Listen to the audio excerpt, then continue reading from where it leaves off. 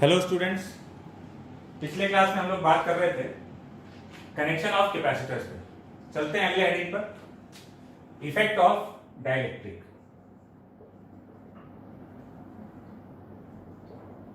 Effect of dielectric.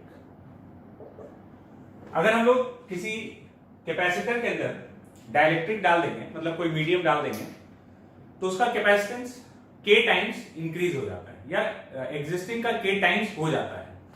k क्या है? Dielectric constant. तो डाइलेक्ट्रिक डालने से और क्या क्या इफेक्ट हो सकता है ये हम लोग देखते हैं। सबसे पहली बात तो ये है कि जिस भी कैपेसिटर में, अगर ये कैपेसिटर है, इसका कैपेसिटेंस अभी C है, C का value epsilon not A by D. तो अगर हम इसमें एक डाइलेक्ट्रिक डाल दें, ये इस इफेक्ट पर तो हम लोग बात कर चुके हैं शुरुआत में, जब कैपेसिटर का फॉर्मूला देखे थे। तो अगर इसमें एक डाइलेक्ट्रिक डाल दिया गया और डाइलेक्ट्रिक कांस्टेंट K, तो अब इसका कैपेसिटेंस सपोज C डैश है, तो C डैश का value epsilon not K A by D, मतलब K times C, epsilon not के ए बाई डी। तो epsilon not a by D जो है वो C के बराबर है, तो ये C डैश जो है ये K टाइम्स C के बराबर हो जाएगा। ठीक है, तो अब डाइलेक्ट्रिक डालने से कैपेसिटेंस तो K टाइम्स हो गया, और क्या क्या इंपैक्ट पड़ सकता है उस पर बात करते हैं। ठीक है, तो अब ये इफेक्ट देखने के लिए दो टाइप का केसेस हो सकता है, या तो कैपेसिटर आइसोलेटेड है या फिर बैटरी से कनेक्टेड है। Case 1, isolated capacitor. ये केस 1 हो गया आइसोलेटेड कैपेसिटर का, मतलब कैपेसिटर को चार्ज कर लिया गया है बैटरी से और फिर वहां से हटा दिए, उसके बाद डाइलेक्ट्रिक डाला जा रहा है। मतलब ये रहा कैपेसिटर, ठीक है, इसको पहले से ही चार्ज कर लिया गया, इसके पास चार्ज है Q माइनस Q। अब इसके अंदर डाइलेक्ट्रिक डाला जा रहा है, तो ये हो गया आइसोलेटेड कैपेसिटर। इसमें डाल दिया गया डाइलेक्ट्रिक और डाइलेक्ट्रिक कांस्टेंट K। तो अगर आइसोलेटेड कैपेसिटर है तो इसका जो चार्ज है, चार्ज जितना है Q माइनस Q तो वही रहेगा, क्योंकि एक प्लेट से दूसरे प्लेट पे जो चार्ज देने का काम करता है वो बैटरी है, बैटरी मोटर की तरह काम करता है, एक जगह से चार्ज खींचता है और दूसरी जगह चार्ज फेंक देता है। तो बैटरी वो काम करने के लिए यहां पर मौजूद नहीं है। तो अगर हम आइसोलेटेड कैपेसिटर में डाइलेक्ट्रिक डालेंगे तो चार्ज में कोई चेंज नहीं आने वाला है। अब देखते हैं क्या क्या चीज चेंज हुआ होगा और किन चीजों में चेंज नहीं आया है। सबसे पहले अगर यहां का कैपेसिटेंस है C, तो इसका कैपेसिटेंस कितना हो चुका है? Kc। ठीक बात है। यहां का चार्ज है Q, तो चार्ज यहां का भी Q ही है। आइसोलेटेड कैपेसिटर में चार्ज चेंज नहीं होगा। हाँ, यहां अगर बैटरी कनेक्टेड होता तो एक प्लेट से चार्ज खींच के दूसरे प्लेट पे फेंकने का काम वही बैटरी करता है। तो यहां बैटरी नहीं है, आइसोलेटेड कैपेसिटर में चार्ज चेंज नहीं हो रहा है। ठीक है, Q, तो यहां पे भी Q। यहां का पोटेंशियल डिफरेंस अगर V है, ठीक है, तो यहां का पोटेंशियल डिफरेंस कितना हो जाएगा? V by K। क्यों? हम लोग V इससे देख रहे हैं, देखो V equal to Q by C। ठीक है, तो Q बाई C से अगर देखा जाए तो Q तो उतना ही है, लेकिन C किसके बराबर हो चुका है? Kc के बराबर। यहां लिख लेते हैं, ये V है, V is equal to Q by C। तो यहां अगर Q बाई C है, चार्ज उतना ही रहा, तो C की जगह Kc हो गया, तो पोटेंशियल 1 बाई K टाइम्स हो जाएगा। इलेक्ट्रिक फील्ड अगर यहां पर E है, तो यहां का electric field E by K। कैसे? इलेक्ट्रिक फील्ड को हम लोग लिख रहे हैं E equals to V by D. कहां से आया ये? वही V इक्वल्स टू ईडी,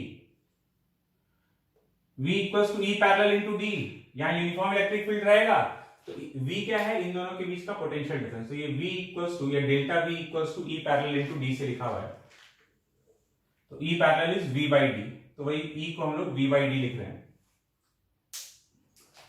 तो E equal to V by D से D तो उतना ही है, दोनों में गैप तो चेंज हुआ नहीं, लेकिन इलेक्ट्रिक फील्ड पोटेंशियल 1 बाई के टाइम्स हो चुका है, तो इलेक्ट्रिक फील्ड भी 1 बाई के टाइम्स हो चुका है। ठीक है, एनर्जी, अगर यहां पर एनर्जी U है तो एनर्जी को हम ऐसे देख सकते हैं, एनर्जी को हम हाफ CV स्क्वायर भी लिख सकते हैं और Q स्क्वायर बाई 2C लिख सकते हैं। तो हम U को देख रहे हैं Q स्क्वायर बाई 2C से, Q तो कांस्टेंट है, C 1 बाई के टाइम्स हो चुका है, सॉरी C के टाइम्स हो चुका है, तो U का वैल्यू U बाई के हो चुका होगा। फिर से देखना, बेसिक बात क्या है कि कैपेसिटेंस के टाइम्स हो चुका है और आइसोलेटेड कैपेसिटर में चार्ज चेंज नहीं हुआ है। अब हम लोग देखें पोटेंशियल, पोटेंशियल V है, V किसके बराबर, Q बाई C, तो यहां पर Q तो उतना ही है, लेकिन C जो है ये नीचे वाला क्वांटिटी K टाइम्स हो चुका है, तो पोटेंशियल 1 बाई के टाइम्स हो गया V बाई के। Electric field V by D, तो V बाई डी से देखें तो पोटेंशियल 1 बाई के टाइम्स हो चुका है, तो इलेक्ट्रिक फील्ड भी 1 बाई के टाइम्स हो चुका है। पोटेंशियल एनर्जी जो है या कैपेसिटर का जो एनर्जी है Q स्क्वायर बाई 2C से अगर देखें तो Q तो उतना ही है, तुम हाफ CV स्क्वायर से भी देख सकते हो, कोई दिक्कत नहीं। फिर उसमें C भी चेंज करना होगा और V भी चेंज करना होगा, यही रिजल्ट आएगा। Q स्क्वायर बाई 2C में Q तो चेंज हुआ नहीं, C जो है वो K टाइम्स हो गया, ठीक है, तो पोटेंशियल एनर्जी 1 बाई के टाइम्स U बाई के बराबर। तो ये अच्छा, ये सब कुछ याद नहीं रखना है, ऐसा नहीं कि तुम ये रट के बैठे हो कि V बाई के या E बाई के हो जाएगा, ये जब भी सिचुएशन आएगा तो हम लोग निकाल लेंगे। बस आइसोलेटेड कैपेसिटर में बेसिक बात क्या है, बेसिक बात ये है कि चार्ज नहीं चेंज हो रहा है और कैपेसिटर तो के टाइम्स हो ही जा रहा है, C का KC हो जाएगा, ठीक है। हाँ, और यहां पे इलेक्ट्रिक फील्ड E था तो यहां E बाई के हो गया है, क्यों, मीडियम की वजह से। यहां पर ये जो भी डाइलेक्ट्रिक है जिसका रिलेटिव परमिटिविटी या डाइलेक्ट्रिक कांस्टेंट K के बराबर है, तो जो भी इलेक्ट्रिक फील्ड था उसको 1 बाई के टाइम्स कर दिया। अब दूसरे केस की तरफ चलते, case 2, capacitor is connected to a cell, capacitor किसी सेल या बैटरी से कनेक्टेड है और उस कनेक्शन के दौरान ही हम लोग उसमें डाइलेक्ट्रिक को इंसर्ट किए हैं, तो क्या फर्क पड़ने वाला है, देखते हैं।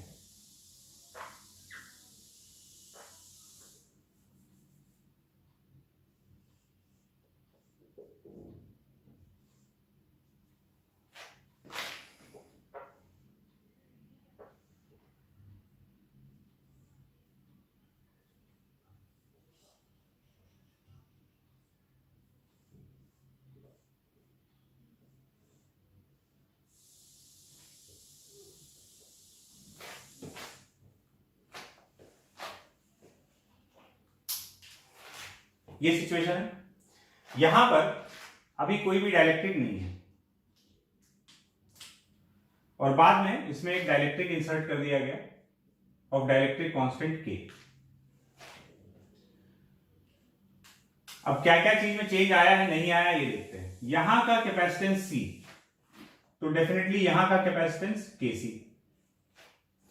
यहां का चार्ज अगर Q है तो भाई Q का वैल्यू तो CV के बराबर है। तो इस बार जब ये बैटरी से कनेक्टेड है तो क्या नहीं बदल रहा है, पोटेंशियल नहीं बदल रहा है, सेम बैटरी कनेक्टेड है तो वोल्टेज में चेंज नहीं आएगा। तो क्या चीज चेंज होगा, Q का वैल्यू यहां पर अभी Q है, Q का वैल्यू CV है, तो जब डाइलेक्ट्रिक डाल देंगे तो V तो चेंज हुआ नहीं, लेकिन ये कैपेसिटेंस K टाइम्स हो गया, तो चार्ज K टाइम्स हो गया, KQ हो जाएगा, KQ माइनस KQ। उसके बाद पोटेंशियल देखा जाए V है, तो पोटेंशियल यहां पर भी V है, क्यों, बैटरी कनेक्टेड है, बैटरी कनेक्टेड है तो अब कुछ भी हो ये V पोटेंशियल डिफरेंस मेंटेन करके रखा है। इलेक्ट्रिक फील्ड यहां पर E है, इलेक्ट्रिक फील्ड यहां पर E है, तो E का वैल्यू हो गया V/d। तो इलेक्ट्रिक फील्ड अगर यहां देखें तो यहां पर ना तो V चेंज हुआ है और ना ही D चेंज हुआ है, तो इस लॉजिक के हिसाब से इलेक्ट्रिक फील्ड यहां पर भी E ही रहेगा। तो यहां पर भी इलेक्ट्रिक फील्ड E, यहां पर भी इलेक्ट्रिक फील्ड E। लेकिन इसमें एक बात दिमाग में आता है कि इलेक्ट्रिक फील्ड तो चेंज हो जाना चाहिए था। क्यों चेंज हो जाना चाहिए था? क्योंकि जब डाइलेक्ट्रिक डाला गया है तो डाइलेक्ट्रिक के अंदर जो भी फील्ड पहले से था उसका 1/k टाइम्स हो जाना चाहिए, जैसे यहां पर हुआ। जब यहां पर फील्ड 1/k टाइम्स हो गया है ना, ये जो हम बता रहे हैं तुम्हारा डाउट है ना, ये तुमको डाउट आ सकता है, नहीं आ सकता होगा तो हम ला दिए। यहां पर फील्ड 1/k टाइम्स हुआ, तो यहां पर फील्ड 1/k टाइम्स क्यों नहीं हुआ? हुआ है। फील्ड यहां पर भी 1/k टाइम्स हुआ है, डाइलेक्ट्रिक अपना काम किया है, लेकिन कुछ ऐसा हुआ है कि फील्ड चेंज नहीं हुआ। तो ऐसा क्या हुआ समझो, देखना। अगर हम यहां पर फील्ड लिखें तो कितना होगा? यहां प्लेट्स की वजह से भाई Q/2A ε0, इसकी वजह से और इसकी वजह से भी उतना ही, दोनों का सेम डायरेक्शन में है। ये प्लस की वजह से इधर, माइनस की वजह से इधर। तो Q/2A ε0 प्लस Q/2A ε0, तो नेट फील्ड यहां अंदर कितना है? Q/A ε0। ठीक है, किसकी वजह से? प्लेट्स की वजह से। अब यहां पर क्या हुआ है कि चार्ज ही k टाइम्स हो गया है।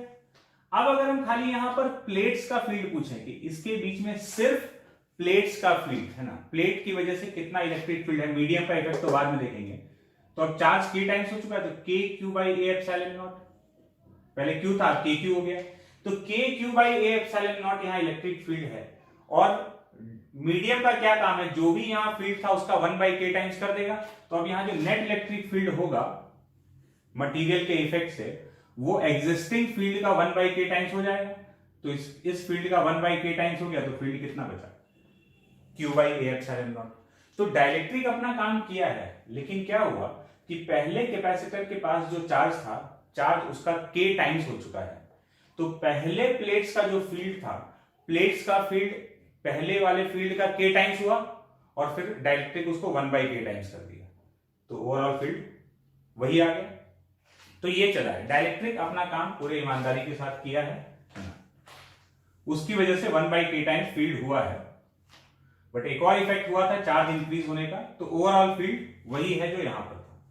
और हम लोग क्या लॉजिक से देखे? हम लोग तो सीधा यहां से देखे कि भाई E = V/d है, तो ना V चेंज हुआ ना D चेंज हुआ। ठीक है।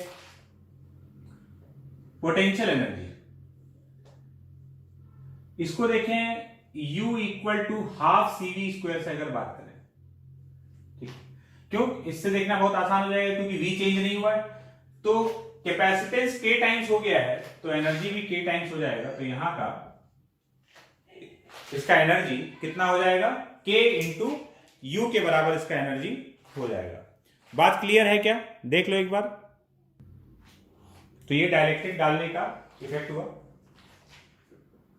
चलते हैं आगे, एक क्वेश्चन देखते हैं।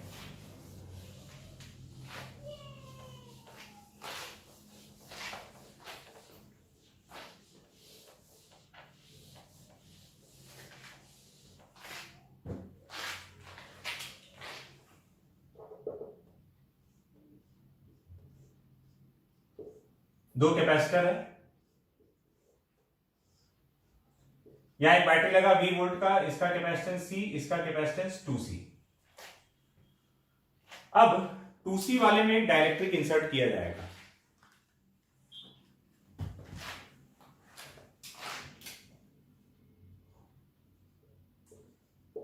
A dielectric of dielectric constant K is inserted in the capacitor 2C. Find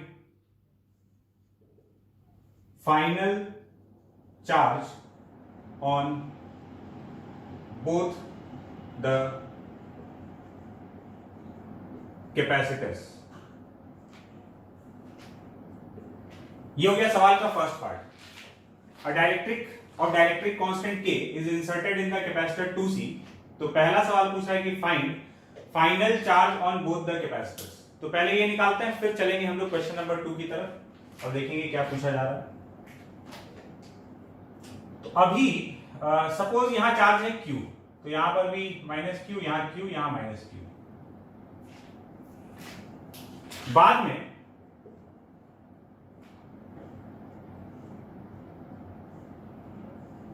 जब डाइलेक्ट्रिक डाल दिया गया, डाइलेक्ट्रिक और डाइलेक्ट्रिक कांस्टेंट K, इसका कैपेसिटेंस C और इसका 2kC। अब सपोज चार्ज है Q डैश, तो सीरीज में तो चार्ज दोनों पे सेम ही रहेगा। पहले Q था और अब हो गया Q डैश। तो हमसे पूछा है कि final charge on both the capacitors. तो देखते हैं, देखो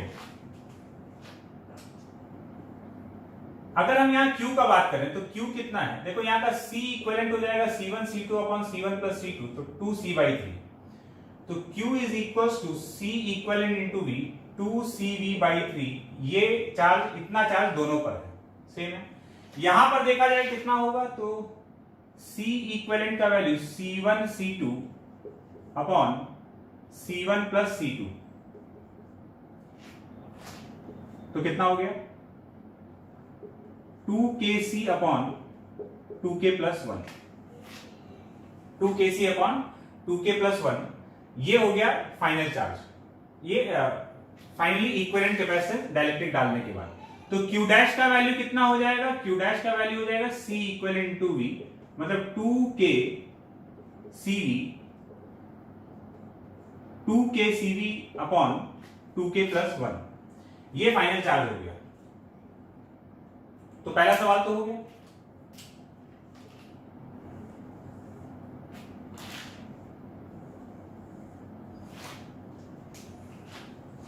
सवाल नंबर 2, पहले सवाल में हम लोग से ये पूछा गया था। सवाल नंबर 2, फाइंड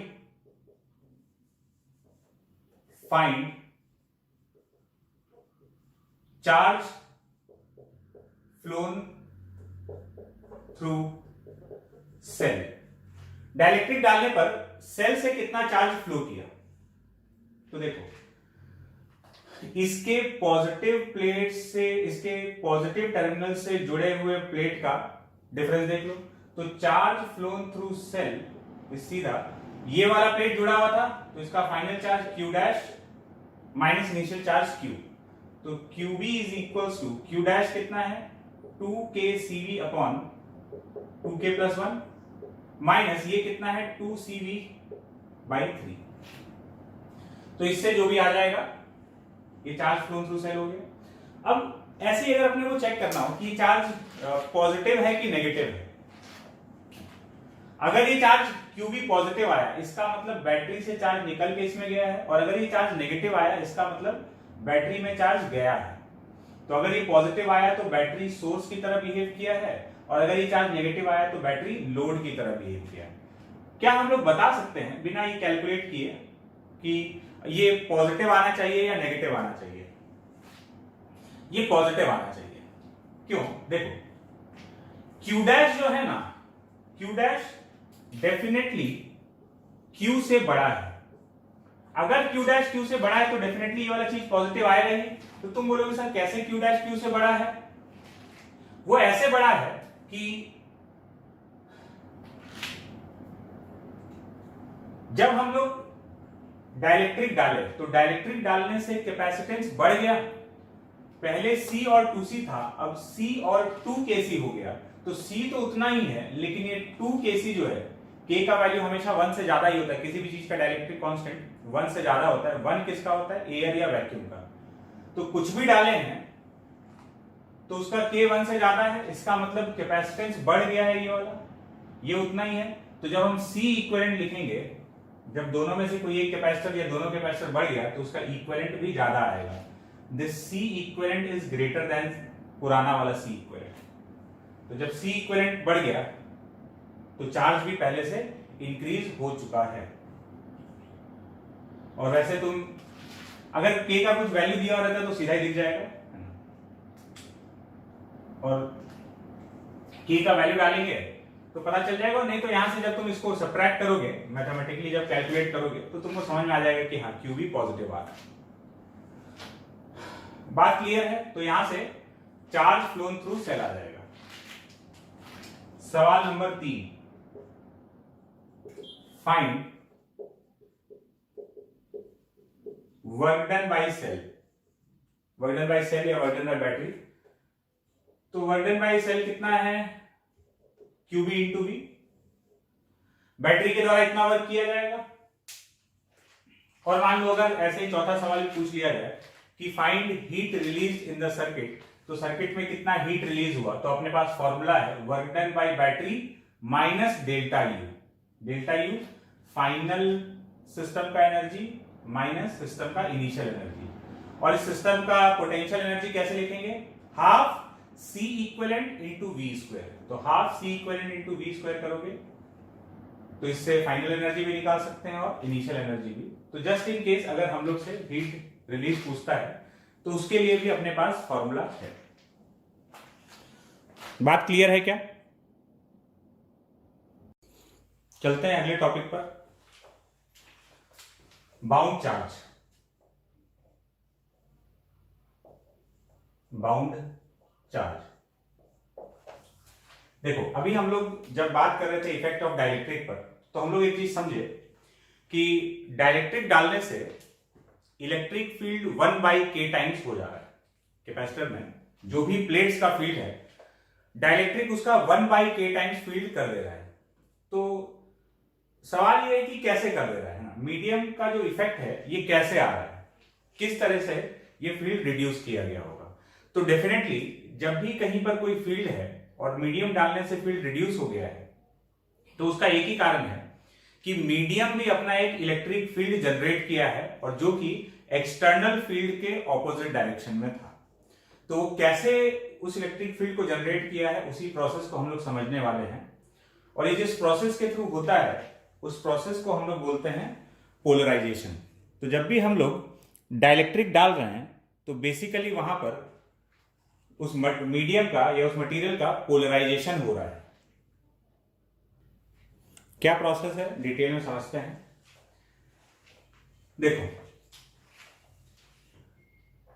जैसे कोई भी डाइलेक्ट्रिक, हम लोग ये डाइलेक्ट्रिक है, इसको हम लोग जब किसी एक्सटर्नल इलेक्ट्रिक फील्ड में रखेंगे तो इसका पोलराइजेशन होने वाला है। पोलराइजेशन क्या है उसको समझने के लिए पहले इसके अंदर का मामला समझते हैं क्या है। जैसे डाइलेक्ट्रिक के अंदर हर एक मॉलिक्यूल अपने आप में डाइपोल है। वो मॉलिक्यूल न्यूट्रल है, उसके पास कुछ पॉजिटिव चार्ज भी है और नेगेटिव चार्ज भी है। तो पॉजिटिव और नेगेटिव चार्ज का कुछ सेपरेशन हो सकता है, तो positive negative charge separated by some distance, तो वो एक डाइपोल हो गया। तो हर एक मॉलिक्यूल के पास बराबर मात्रा में पॉजिटिव और नेगेटिव चार्ज है, तो हर एक मॉलिक्यूल इस डाइलेक्ट्रिक के अंदर एक डाइपोल हो सकता है। लेकिन वो डाइपोल, जितना भी डाइपोल है यहां पर, ये सारा रैंडमली अरेंज है। कैसे? किसी भी तरीके से बहुत रैंडम टाइप के अरेंजमेंट में।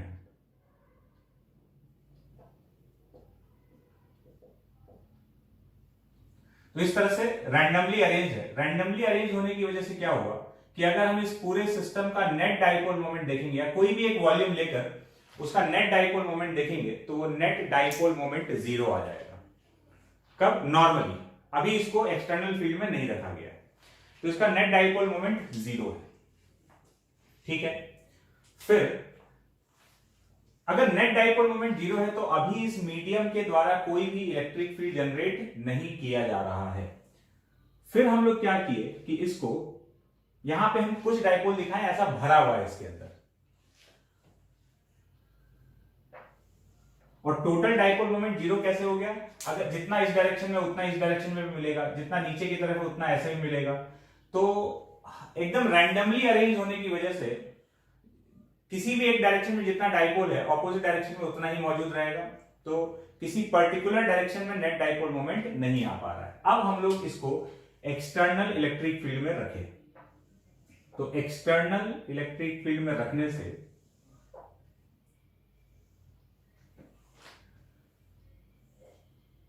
ये एक्सटर्नल फील्ड ई लगा दिए, ठीक है। अब क्या होगा, अंदर जितना भी डाइपोल है, डाइपोल का टेंडेंसी होता है अपने आप को फील्ड के डायरेक्शन में अलाइन करने का। ये मॉलिक्यूल अपने जगह से इधर उधर तो नहीं जा सकता, लेकिन अपनी जगह घूम सकता है। तो जो डाइपोल्स है अंदर, वो सब का सब अपने आप को फील्ड के डायरेक्शन में अलाइन करने का कोशिश करेगा। तो इस तरह से अलाइनमेंट होने लगा।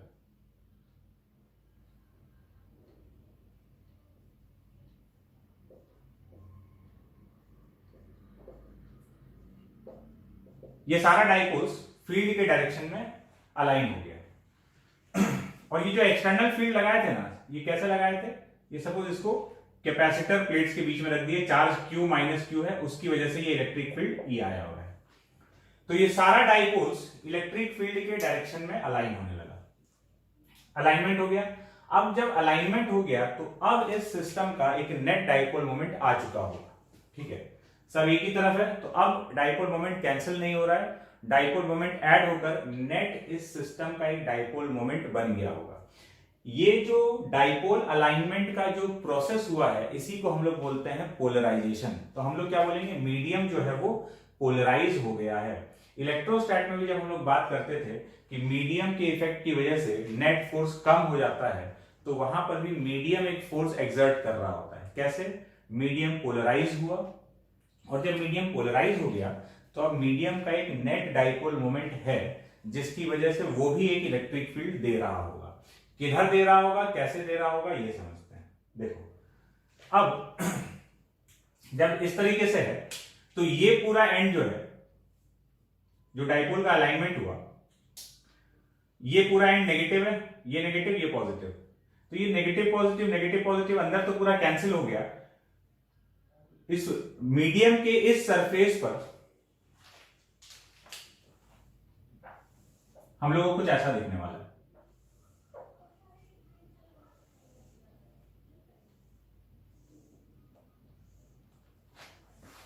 देखो इसी का हम एक और फोटो बनाते हैं। ये जो डाइपोल्स का अलाइनमेंट हुआ है,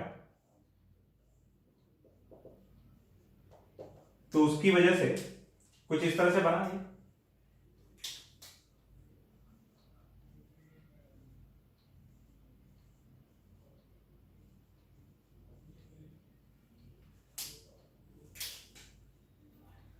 माइनस प्लस, तो यहां माइनस, ये plus, minus plus minus plus.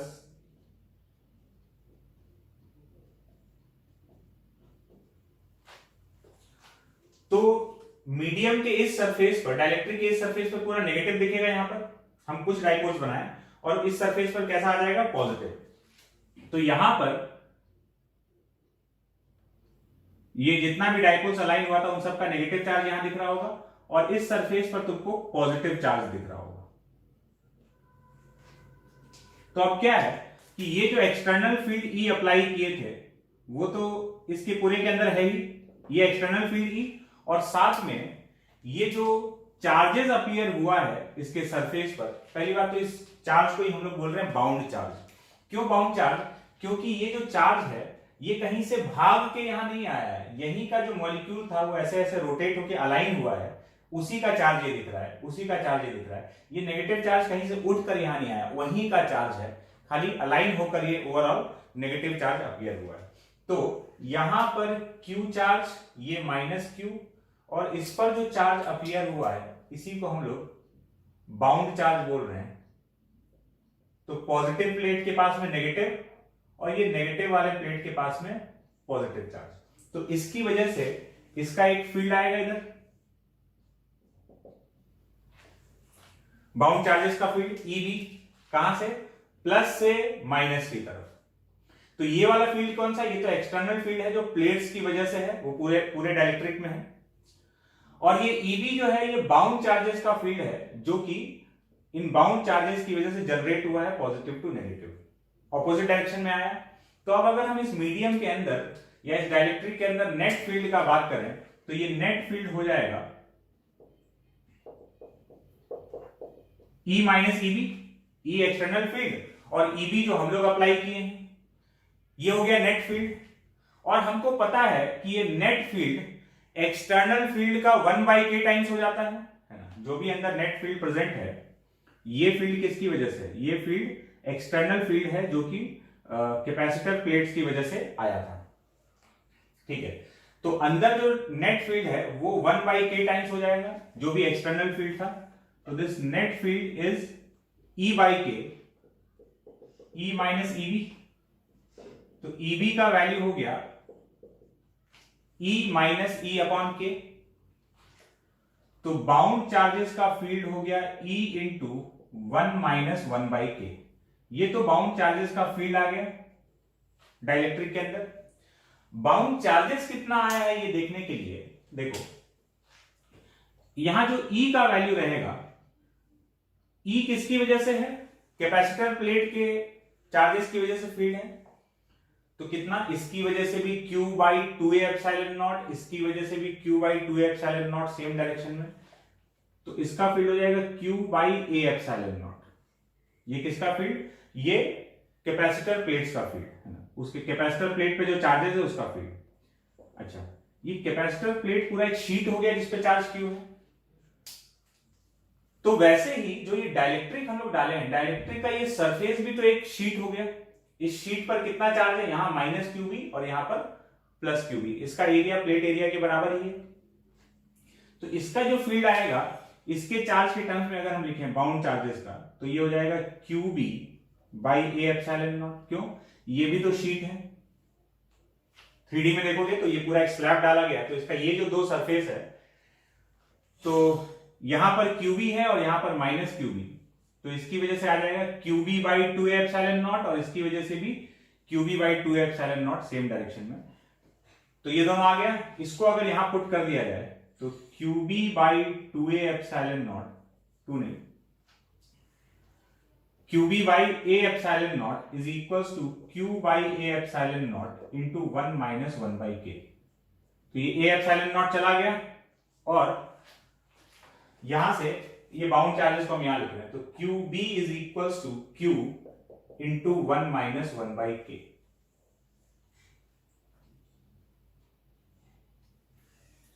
ये आ गया बाउंड चार्जेस का एक्सप्रेशन, जिसमें Q क्या है, Q कैपेसिटर प्लेट का चार्ज है ना। तो अगर हम किसी कैपेसिटर के अंदर एक डाइलेक्ट्रिक डालेंगे तो डाइलेक्ट्रिक के सरफेस पे जो चार्जेस अपीयर हो रहा है QB, वो Q इंटू 1 माइनस 1/k के बराबर है, जिसमें Q क्या है, Q कैपेसिटर प्लेट का चार्ज है। और दूसरी बात, पॉजिटिव के सामने नेगेटिव बाउंड चार्ज और नेगेटिव प्लेट के सामने positive bound charge, opposite charges appear होने वाला है। क्या हुआ है पूरा प्रोसेस एक बार फिर से समझना है ना। अंदर ये जो डाइलेक्ट्रिक है, डाइलेक्ट्रिक का हर एक मॉलिक्यूल अपने आप में एक डाइपोल है। क्यों, उसके पास पॉजिटिव चार्ज भी है, नेगेटिव चार्ज भी है, नेट चार्ज 0 है, तो जितना पॉजिटिव है उतना ही नेगेटिव है।